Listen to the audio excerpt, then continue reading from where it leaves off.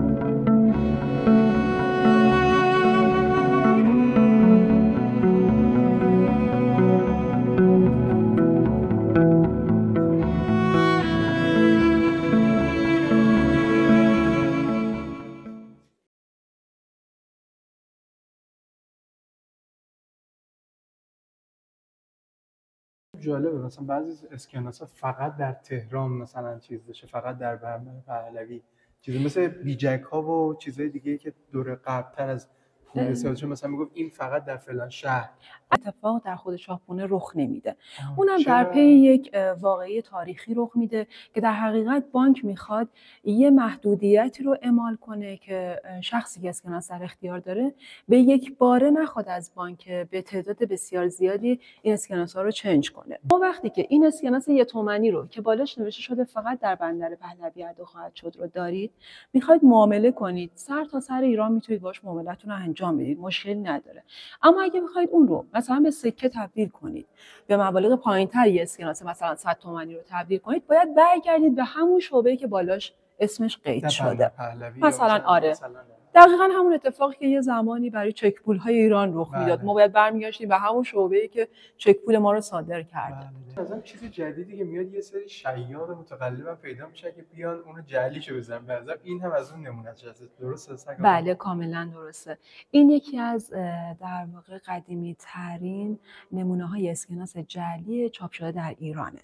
حکایتی داره و حکایتش اینه که شخصی به نام آقا میرزا اسکناسی که خودشون در چاپخونه کار میکردن و در حقیقت به همه امکانات دسترسی داشتن، نمونه تقلبی این اسکناس ها رو میزنه و وارد بازار میکنه.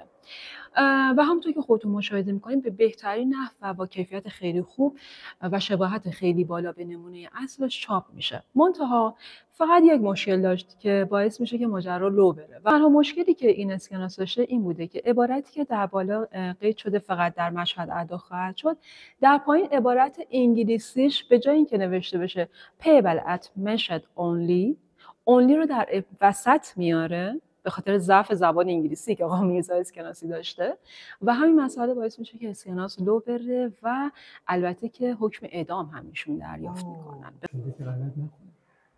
هر کس اسکناس بانک ملی ایران را جعل کند یا با اسم جعل و تزویر استعمال یا داخل مملکت نماید، طبق ماده 98 قانون مجازات عمومی به حبس با اعمال شاقه تا 15 سال محکوم خواهد شد. نگاه کنید چقدر جالب که اون موقع قانون گذاشتن آقا اگه این سکه رو شما این اسکناس اگه شما جعل کنید ما براتون مجازات عمومی تعیین می‌کنیم که اون اتفاق دوره قاجار تکرار نشه.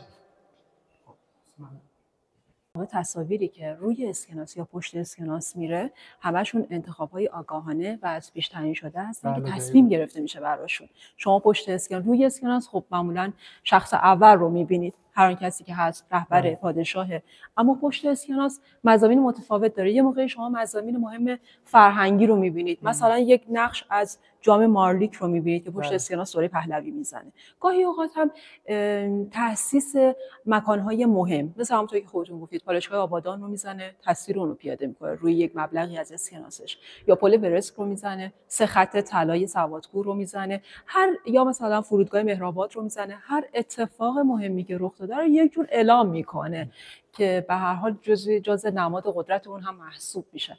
ولی خب گاهی اوقات هم مضامین فرهنگی داریم، مثلا موزه بله بخشی از نقش مینیاتور رو پیاده میکنه یا مهری از دوره داریوش رو میزنه.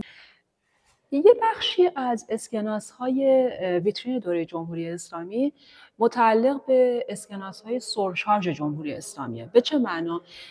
سرشارژها در واقع اسکناس‌های دوره پهلوی دوم یا محمد رضا شاه هستند. در اوایل انقلاب، زمانی که هنوز دولت موقت مصوب نکرده بود که چه طرحی رو روی اسکناس‌ها پیاده کنه، دستور میده همون اسکناس‌های پهلوی دوم استفاده بشه، با این تفاوت که روی تصویر و چهره پادشاه رو مهر میزنن که به گونه‌ای مخدوش بشه و یا به عبارت دیگه یک اعتبار مجددی بهش بخشیده میشه و همون اسکناس‌ها توسط مردم توی کشور استفاده میشه تا زمانی که دولت میاد مصوب میکنه که اولین نمونه اسکناس‌هاش چطوری باشه که این اسکناس‌های بارگاهی هستن، اصطلاحاً وارد بازار میشن و بعد از اون که 10 تومانی‌ها 20 تومن و 50 تومن که نقش معروف پشتش نقش معروف ورودی سردر دانشگاه تهران رو داره و مابقی مبالغ کم کم مصوب میشن و بعد از اون این سرشارژها همگی جمع‌آوری میشن از سطح کشور و باطل اعلام میشن.